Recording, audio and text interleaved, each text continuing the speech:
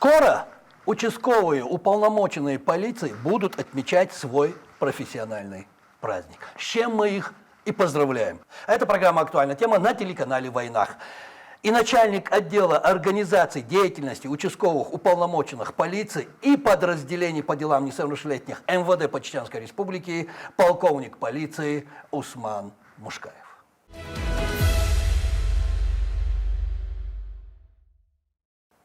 Маршал Осман.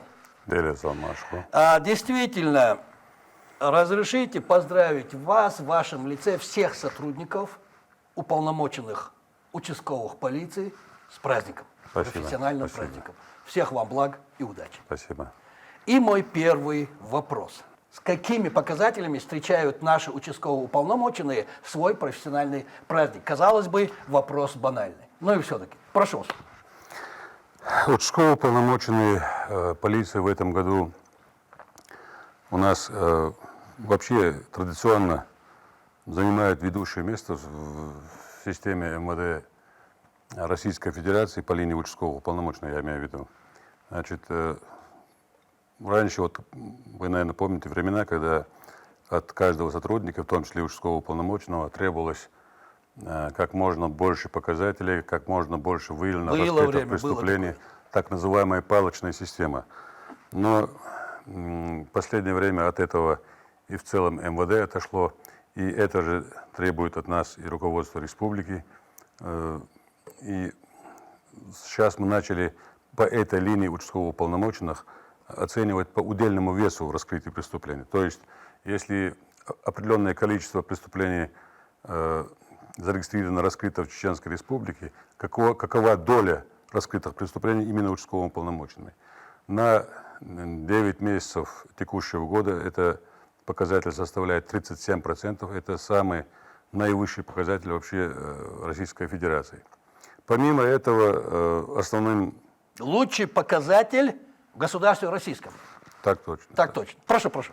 Значит, самое основное направление деятельности участкового уполномоченного – это профилактика, то есть недопущение совершения преступлений и иных административных правонарушений на территории обслуживания. Значит, на сегодняшний день мы имеем снижение преступлений, совершенных ранее судимыми лицами в состоянии наркотического и алкогольного опьянения. Также основной показатель – это работа с населением, работа в семьях и так называемое предотвращение совершения бытовых преступлений. В этом направлении также у нас имеется снижение подобных преступлений. То есть на сегодняшний день мы к нашему празднику, к 101-му годовщине подходим с хорошим результатом, можно сказать. Неплохими результатами. Неплохими результатами. Это самое главное. Смотрите, в обывательском понимании, поймите только меня правильно, Осман, работа участкового зачастую сводится к разрешению семейных и бытовых конфликтов. Какие основные задачи и требования к участковому в современные времена? Они какие? Участковый уполномоченный, вы совершенно справедливо заметили, занимается и семейными вопросами, и земельными вопросами. То есть в общем очень большой спектр задач на участкового уполномоченного возлагается. Но тем не менее есть некоторые ограничения. Несмотря на это, при обращении граждан к участковому уполномоченному он, конечно, не может отказаться, он сказать, что это не мои полномочия, не мои функции.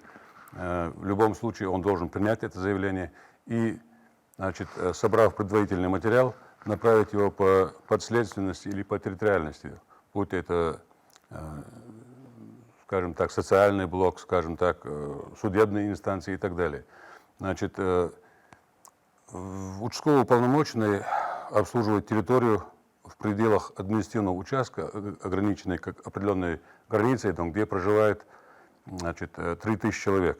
То есть участковый уполномоченный должен быть в пределах муниципального образования или нескольких муниципальных образований. То есть несколько населенных пунктов, если у нас проживает, ну, скажем так, по 1000 человек, 1200 человек, то участковый уполномоченный может работать в нескольких населенных пунктах. И в таком случае, конечно, задачи участкового уполномоченного, исполнение этих задач немножко трудоемкие, получается. Там, Расширяются, я бы сказал. Расширяются, да. И дойти до участкового уполномоченного, до него достучаться немножко для населения становится трудновато, и, соответственно, туда возникают некоторые жалобы. Но на сегодняшний день я должен отметить, что с этими задачами мы, в общем, справляемся. Есть такой показатель в неведомственной оценке в целом МВД, но основным формированием этих оценок занимаются у нас наружные службы, в том числе участковые, сотрудники ГИБДД, ППС и так далее. Значит, уже на протяжении 7-8 лет по этому показателю тоже МВД Чеченской Республики занимает первое место. То есть Хорошо, работать хорошо. с населением у нас проблем нету. Хорошо, давайте вот так. Как выглядит типичный рабочий день участкового уполномоченного полиции? Вот так спрошу. Да. Участковый уполномоченный полиции, в общем, если со сбором материалов, скажем так, находящихся на руках, то он у него доходит, скажем так, до 12 часов, получается. Вот в МВД Чеченской Республики есть такое постановление правительства Российской Федерации еще с 2000 года. Значит, и за переработку, скажем так, или выходные, праздничные там, и так далее дни, значит, МВД Чеченской Республики идет доплата в размере должностного оклада, скажем так. И поэтому, скажем так, сам Бог велел нам не ограничиваться во времени при обслуживании административного участка, при обходе административного участка, и при разборе вот этих, как ранее я сказал, материалов и так далее. То есть человек утром выходит на участок, запланировать сегодняшний рабочий день или завтрашний рабочий день практически невозможно по одной простой причине. При выходе на работу он встретит какого-то жителя из этого участка со своими проблемами, со своим заявлением. Вот считайте, что весь запланированный день у него уже или сместился, или вообще развернулся в другую сторону. Планировать нельзя. Планировать нужно, нас это обязывает планировать, но не всегда получается плановая работа в данном случае. Потому что каждый участок имеет свои особенности, каждый человек имеет свои какие-то, скажем так, требования, просьбы. В большинстве случаев это даже требования, не столько просьбы. Поэтому человек обычно работает до 11 часов, чтобы немножко отдохнуть, часа 2-3. Он находится в своем участковом пункте, но опять-таки на своем участке разбирает жалобы, заявления и так далее, письменной работой занимается.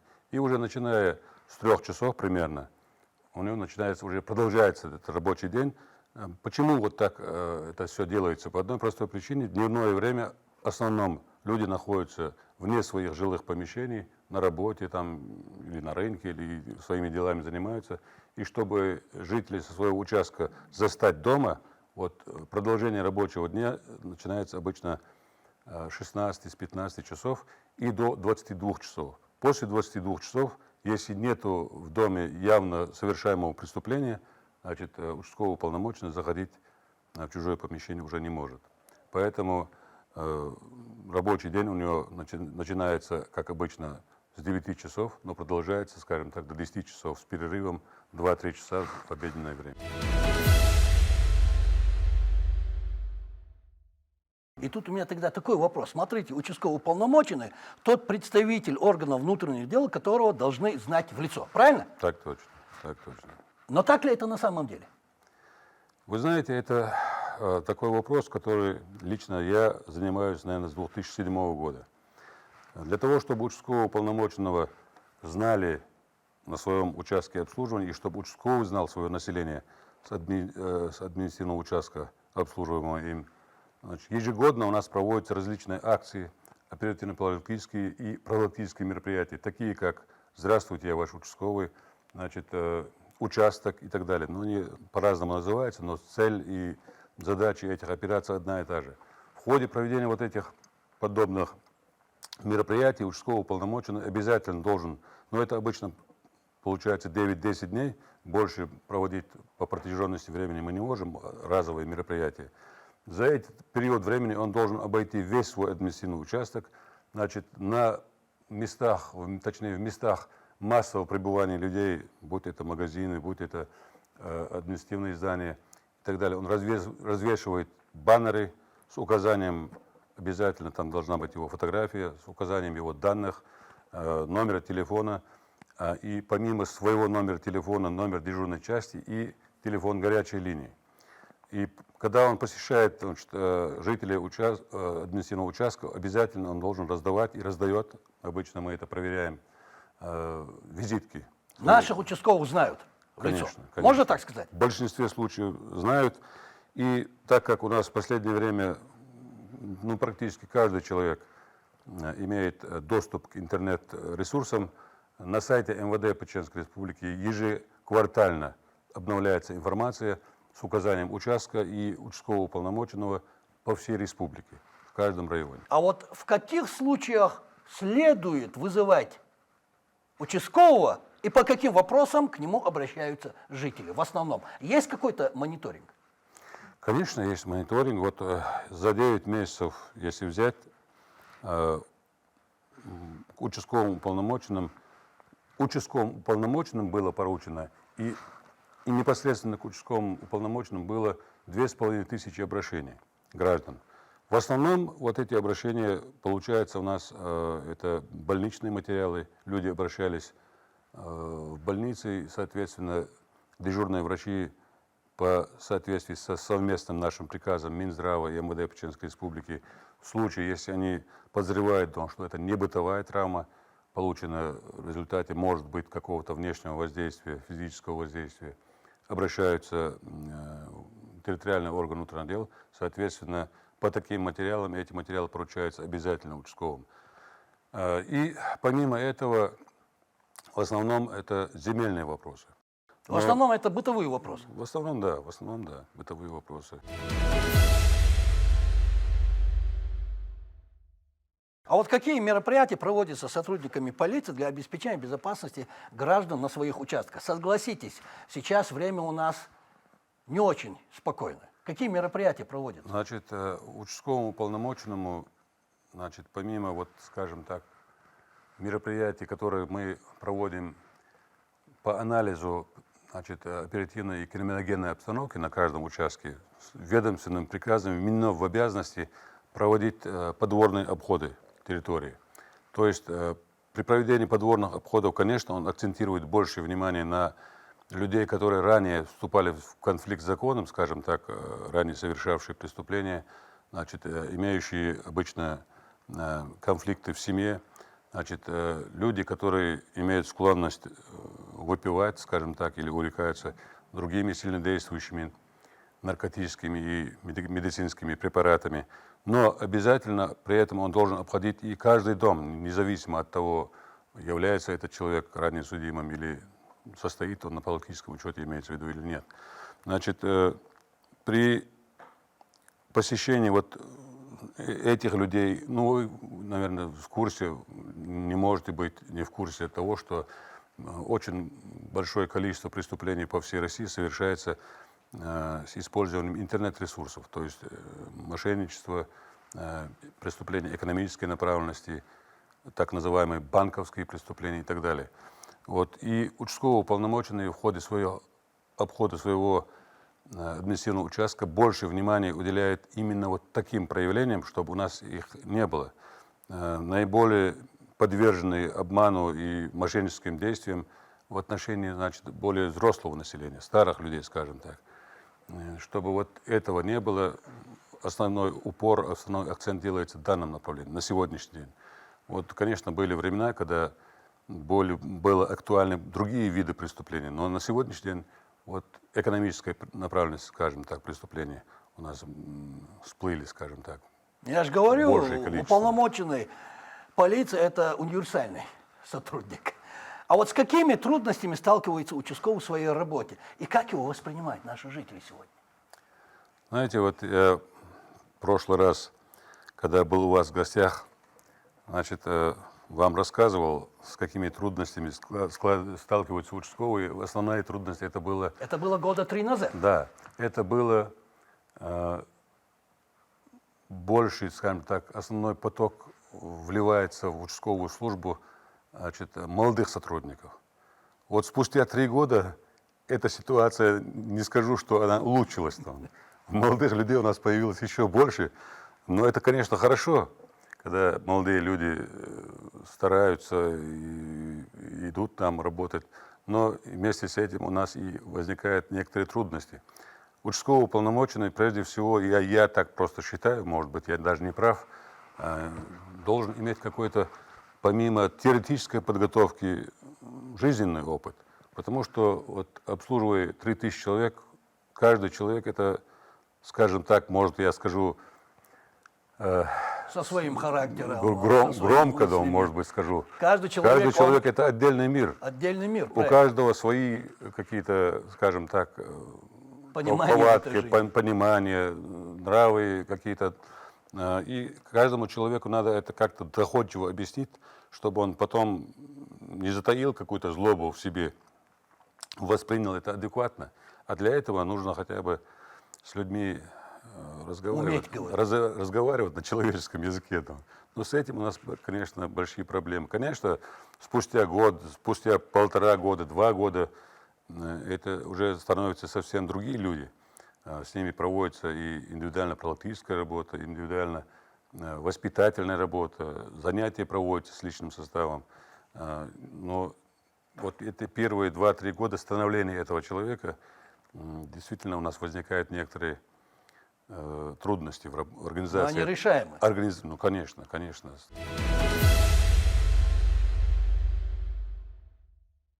А как живут и работают участковые инспекторы в сельской местности? Обычно мы привыкли считать, что участковые они все в городе. А вот иногда вот как-то боком стоят участковые инспектора, скажу так, в сельской местности. Есть ли различия между сельским и городским участковым? Конечно, есть различия в обязанностях и в правах. Конечно, нет никаких различий. Различие в том, что, например, если взять город Грозный, большой город, очень большое население, но вот если взять последние 10 лет, то я этим сам занимаюсь и сам сталкивался, очень большая внутренняя миграция у нас. Вот люди, которые живут сегодня, скажем так, по проспекту Исаева, они могут быть завтра на улице Эдамирова. С разных районов люди приезжают, и потом начинается вот здесь внутреннее, вот, скажем так, перемещение этих людей. И, конечно, вот этих людей отслеживать, с ними проводить работу, потому что вот этих людей мы должны заносить в паспорта на участки. Они там у нас должны быть обозначены. Вот сегодня он участковый прошелся по своему административному участку, выявил, что здесь проживает, даже если он не представляет никакого профилактического интереса, просто житель проживает, не имеющий никаких конфликтов с законом, он должен быть занесен в паспорт на участок. Вот завтра уже он, когда проходит очередной обход свой проводит на этом участке, в этом доме уже живут совсем другие люди. А куда эти люди уехали, по большому счету, немножко отследить даже не в том плане, что за ними надо следить там и так далее. Просто есть такие люди, с которыми мы должны работать непосредственно с целью недопущения ими повторных каких-то противоправных действий. Такие люди тоже, к сожалению, есть у нас. Но их с годами меньше и меньше, потому что у нас количество зарегистрированных преступлений становится с каждым А в годом сельской поменьше. местности с этим более проще? А в сельской местности, вот сосед, например, очень хорошо знает своего соседа, они росли вместе с детства, там, скажем. А в городской местности вот таких отношений все в последнее время особенно все мало и мало. Поэтому в сельской местности намного проще работать. И, скажем так, таких проявлений, скажем так, поругались, подрались, там кто-то легкие телесные повреждения получил, как в городе, в сельской местности вот таких моментов тоже значительно меньше, чем в городе. Поэтому я так считаю и знаю, то, что в сельской местности немножко легче работать. Сельскому участковому легче, Конечно. чем городскому? Легче, намного легче. Хорошо. А какие профессиональные и личностные качества необходимы участковому сегодня? Участковые уполномоченные вообще МВД, милиционерам, полицейским, в том числе участковым уполномоченным, в основном обращаются самые, так, скажем так, незащищенные слои населения. И человек, когда обращается и с какой-то просьбой, естественно, он хочет видеть отдачу. Если он обратился с чем-то, то он, соответственно, он хочет получить результат. Если человек, участковый уполномоченный, это не сделал, не исполнил то, что он должен был сделать, то, что входит в его обязанности, он, по большому счету, теряет авторитет, люди от него отворачиваются. И после этого на этой территории работать практически невозможно. Без доверия населения, без доверительных отношений с населением, это практически невозможно. Поэтому я считаю, что прежде всего участковый должен быть порядочным, просто человеком слова. Как говорил один мой Раз знакомый, он сказал, значит, он должен это сделать. как говорил один мой знакомый, участковый – это самый народный сотрудник полиции. Совершенно и должен верно. он этому соответствовать. Совершенно верно. Ясно, что работа участкового важна и увлекательна. И тут такой вопрос, Осман. А как можно стать участковым? Что для этого нужно? Ну, допустим, человек захотел стать участковым Я вас понял. инспектором. Как это сделать? Участковый уполномоченный – это сотрудник органов внутренних дел. Как вы знаете, в органах внутренних дел у нас есть и внутренняя служба, есть полиция, есть следственные органы. И прежде всего он сотрудник полиции. Значит, исполняющий свои функции, как я уже говорил, в пределах административного участка с населением до 3000 человек. Обязательно участковый уполномоченный входит в состав полиции, будучи в звании среднего и старшего начальствующего состава, потому что участковый уполномоченный имеет должностной потолок, скажем так, до капитана, а старший участковый это уже является старшим офицером в звании майора. Для того, чтобы, значит, в соответствии с изменениями, внесенными в 2011 году еще, для того, чтобы пройти в органы внутренних дел, именно в участковую службу, человек должен иметь обязательно высшее юридическое образование и обязательно данные физические соответствовать должны, значит, так как человек проходит медкомиссию, и к участковому уполномоченному сотруднику уголовного розыска немножко больше требований, чем, скажем так, к сидячей работе, скажем так. Поэтому он должен соответствовать и морально, и соответствовать физически, и обязательно образование, как я уже говорил, высшее юридическое. Не обязательно для этого заканчивать милицейские, полицейские вузы, скажем так, а для этого и пойдет, конечно, гражданское юридическое образование, но с уклоном на юриспруденцию. И последний мой вопрос.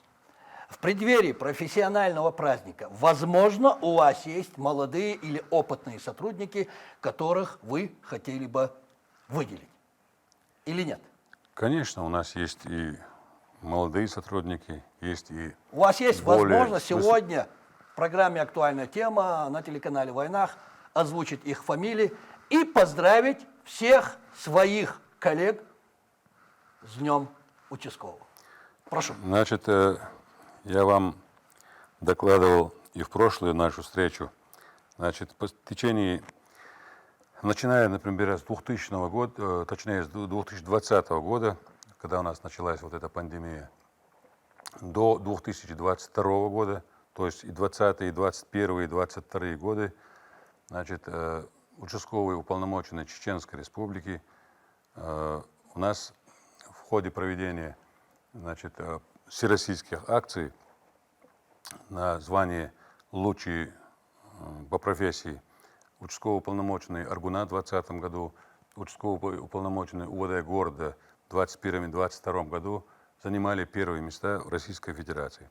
Значит, в 2021 году участковый уполномоченный Даудов, Дутаев, точнее, занимал первое место и, соответственно, был награжден высшим орденом Чеченской Республики, орденом Кадырова. Помимо этого, конечно, у нас есть люди, мы их отмечаем ежемесячно, не только в праздничные, приуроченные к праздничным мероприятиям людей.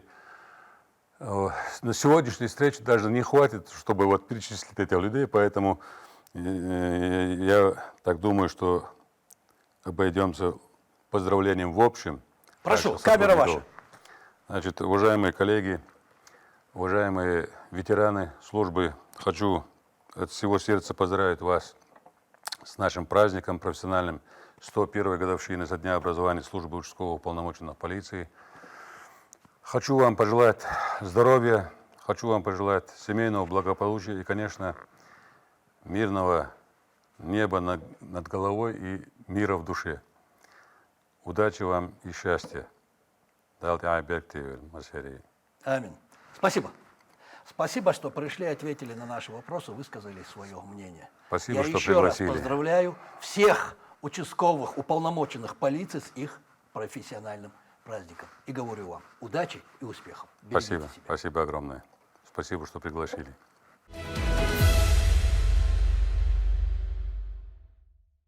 А на сегодня это все, дорогие друзья. Это была программа «Актуальная тема» на телеканале «Войнах». И начальник отдела организации деятельности участковых уполномоченных полиции и подразделений по делам несовершеннолетних МВД по Чеченской Республике полковник полиции Усман Мушкаев. Я присоединяюсь ко всем словам поздравления нашего дорогого гостя. И говорю еще раз, участковые уполномоченные, всех вам благ. Удачи и успехов. Берегите себя. И самое главное, не болейте. Будьте здоровы.